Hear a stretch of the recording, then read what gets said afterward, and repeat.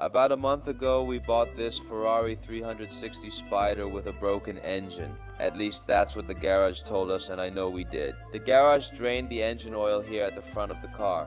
First water came out and only then oil. So they also suspect that the head gasket isn't broken, but we wanted to make our own diagnosis. First, we replaced the battery, then drained the engine oil for a moment to check ourselves how much moisture was in the oil. And unfortunately, there was still quite a lot of moisture in it since the engine oil looked like chocolate milk. We also reinstalled the exhaust system for a moment and then started the car.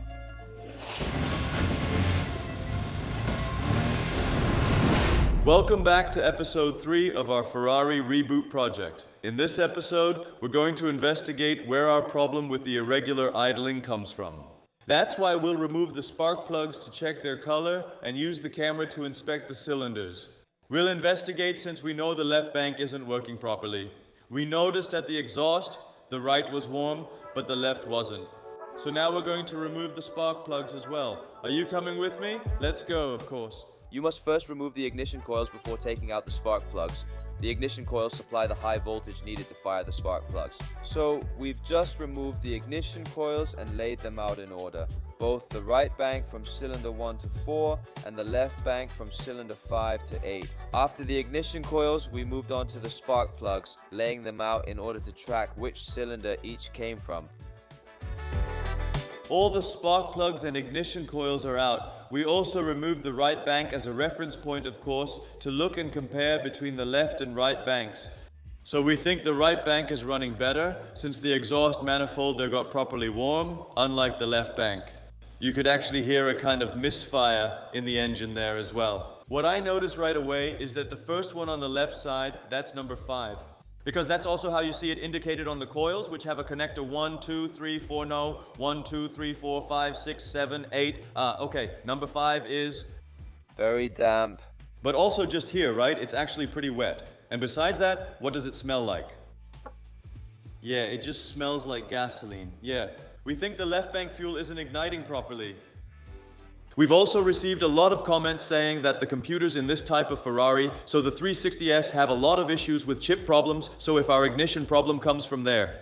But yeah, we still think it's something mechanical, so only after we've checked the mechanical side can we clearly say, okay, then it must be something electronic. So yeah, what we can do is actually swap the ignition coils from left to right anyway to see if that makes it run worse on the right bank. Yeah. I don't really think so because we have the invoice showing that all the ignition coils have been replaced. Oh, everything is new, and all the spark plugs are new. That's all clear. The previous owner did that to tackle this problem. That means this problem was already there before all this was done, so the problem can't be in this. So what I would do now is actually take a look in the cylinder area, the cylinder chamber, just to see what's going on there. And I'm actually curious about the fuel pressure. Whether as much fuel comes out of the left side as the right side, because it could also be a fuel pressure problem, which can cause a car to run irregularly. That's the next step, but what I want to do first is take a look inside the engine with a kind of endoscope.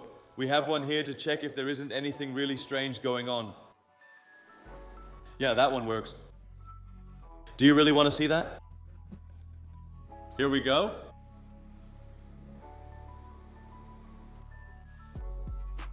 Yeah, some oil. We noticed that on the spark plug, right? In the thread.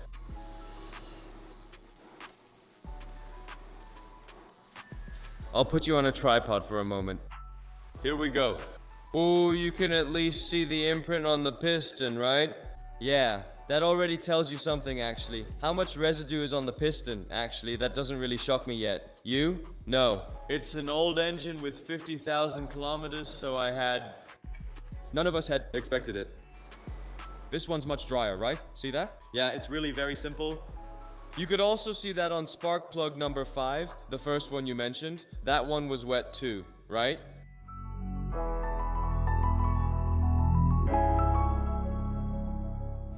Well, I find it remarkable because I saw one dry piston, that's piston number 7. Other than that, all the pistons were pretty moist on top with oil residue or something, and one even had some kind of brown rust or something on top of the piston. No idea what that was. If you know, tell me in the comments.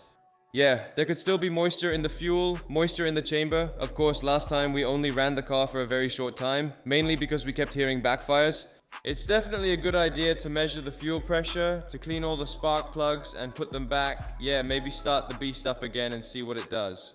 It's also important to open up the air filter boxes and check the air filter mats, since these can also affect combustion, but these were as good as new, so you don't need to do anything with those. I did vacuum the sand out of the air filter boxes so we can put everything back together cleanly later. That way, we know everything is good there. Now we've started measuring the compression. Daniel tried to see if he could blow into the gauge, but of course he couldn't. Now we've measured the compression from cylinders 5 to 8 and of course from 1 to 4 as well. Well, actually, what we're seeing here is pretty positive. It's 14 bar, everything is 14 bar. And with a peak, that's 14.8. And actually, everything on the right bank is 14.1. Quite a coincidence, and on the left you do see some variations. But anyway, this is good news because there are no huge differences in chamber pressure, so this is actually good. So I'm just wondering, is taking a head an issue? Could that also cause compression loss? I think so, right? If the cylinder combustion chamber leaks, you lose pressure, correct? I think so. I definitely think so. Where does the poor running come from then? So that's why I expect it has two different causes. Of course, he has a lot of moisture in the oil. That could still be a cylinder head gasket problem, but it could also be running poorly because of a fuel pressure issue, a clogged injector. So we're still investigating where it could be coming from. And by doing all these kinds of tests, of course, we're finding out more and more about what it isn't. And hopefully soon we'll find out what it actually is. It could just be a broken fuel pump that's not providing enough pressure, or a dirty injector. Now that we know the engine's compression and there are no unusual deviations, here's what we'll do next. We're going to clean the spark plugs, screw them all back in, put the coils back, and then we're going to do a fuel pressure test. You can easily install this later since we have a nipple fitting, which we'll discuss shortly.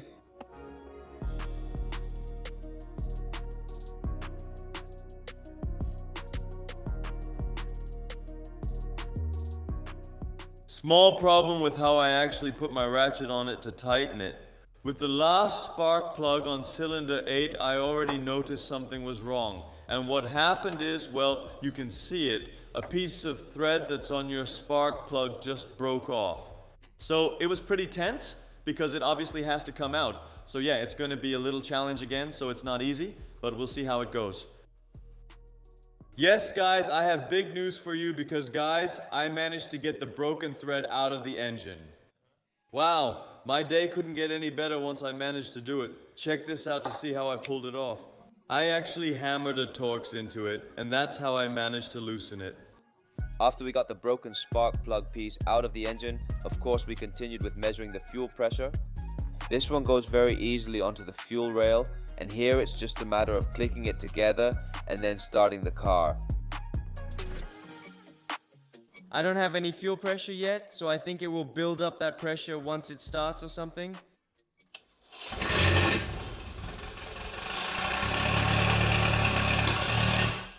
I think the fuel pressure has increased a bit. It's gone up to 3.5, now it's running better. Well, I don't think it's running better. You need to drain it first. The fluid? No. Okay, not that it's going to spray already.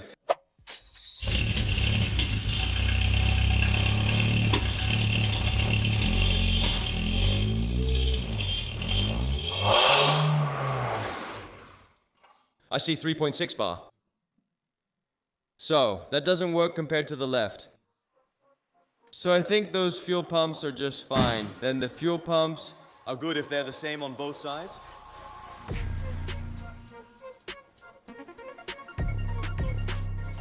I don't think he's going to come in here with our device. After this, we started looking for the fuel relays, and we bridged them so that the fuel pumps would keep running continuously.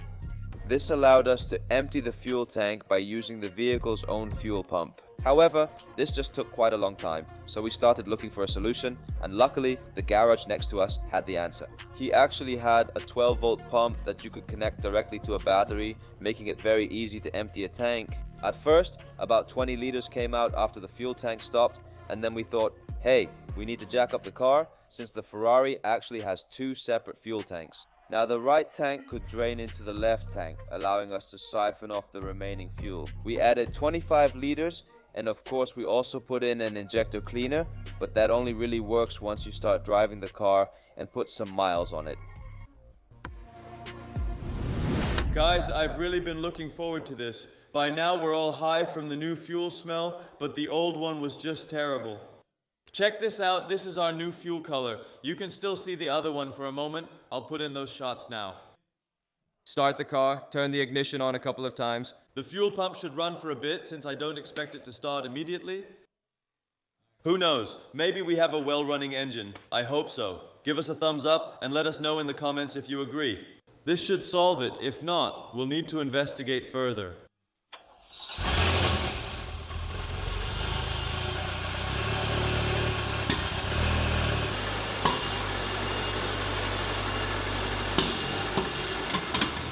Still not what you expected, huh? No. My throttle response is way off. When I accelerate, it barely reacts and doesn't pick up. But it seems like the fuel is just pouring out of that line. You should smell it. Then yeah. This isn't normal, you know. You thought the fuel fumes were bad, but this is 10 times worse. You know what I mean. Just burning eyes, the left one just doesn't work at all. The left one just doesn't move at all. No. It's bad, huh? Let's take a 5-minute break, guys. After a 5-minute break, we started unscrewing the engine covers around the engine. So we also think that there might be some corrosion in a certain connector here, since the car has been outside in all weather conditions. On the right side, we found the reservoir for the F1 system, which is the automatic gearbox, and of course we checked if there was enough fluid in it. We'll replace this in the future since the car hasn't had maintenance in a long time.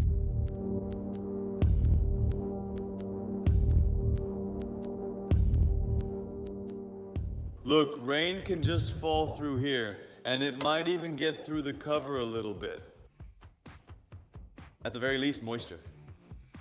Look, this thing has been standing outside for quite a long time, so something is bound to go wrong somewhere.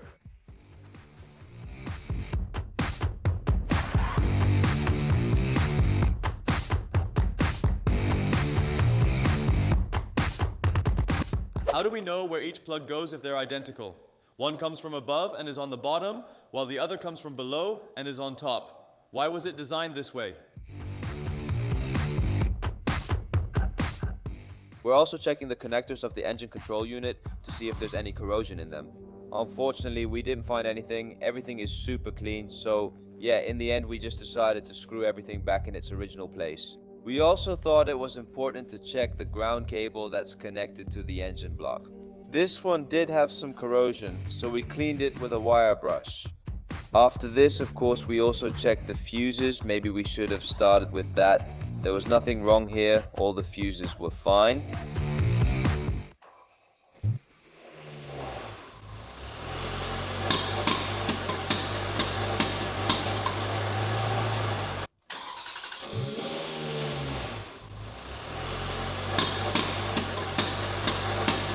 Okay, the check engine light has now come on and it stays on, so that's progress in the case. As you just saw, we basically double checked all the fuses. I cleaned the ground connection of the car and it seemed to run well for a moment. A little bit better, but after that it got really messy and my check engine light came on and it stayed on.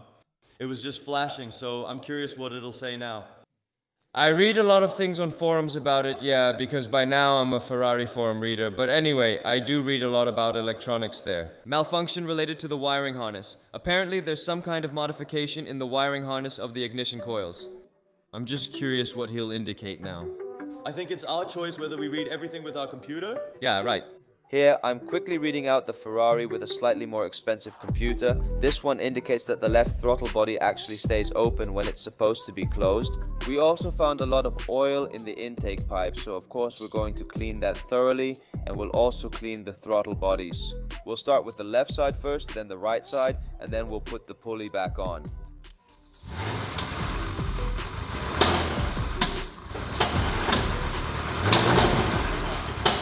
And we brainstormed for a bit about what it could be, why the car idles so terribly, and also at higher revs. It could be something with the injectors. It could be that your timing belt skips a tooth because your belt is old. So of course we're going to check the position of the timing belt, the timing. Unfortunately, that's not in this episode. We'll also have our injectors checked to see if one might be defective. Because I did notice that with one cylinder, the manifold stayed pretty cold. That could cause poor combustion, of course, and that also explains why it's misfiring so much. Low pressure in the chamber can cause a major misfire. Compression and fuel pressure readings are both good. The spark plugs are sparking, the ignition coils are new, the spark plugs are new, and also the broken spark plug that was taken out of the engine, no way, definitely not. Subscribe and enable notifications if you haven't already. We're excited and see you are too. Share your thoughts in the comments. See you next time with new content. Ciao. Music.